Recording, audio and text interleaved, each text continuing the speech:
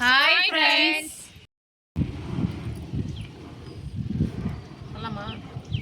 தேவையான பொருட்கள் காலிஃப்ளவரை சின்ன சின்னதாக கட் பண்ணி சுடுதண்ணியில் கொஞ்சம் மஞ்சத்தூளும் உப்பும் போட்டு வேக வச்சு எடுத்துக்கணும்.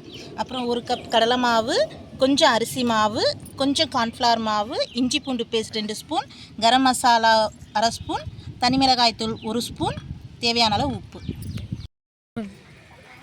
கடலை மாவு 3 ஸ்பூன் போட்டுக்கலாம்.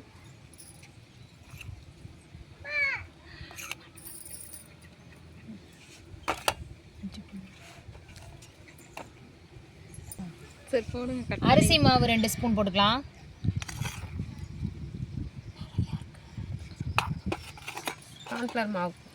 கார்ன்ஃப்ளவர் மாவு 2 ஸ்பூன் போட்டுக்கலாம்.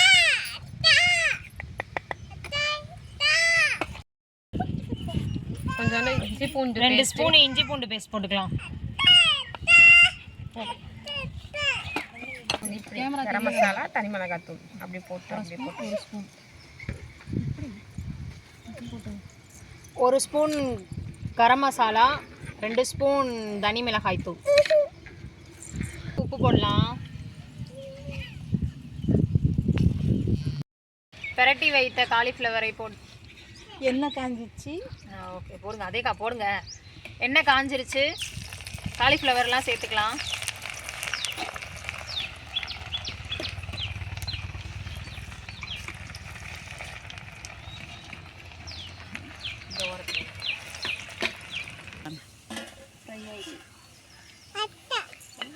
சொல்லுங்க. காலிஃப்ளவர் நல்லா வெந்துருச்சு, எடுத்துக்கலாம். இப்போ அதில்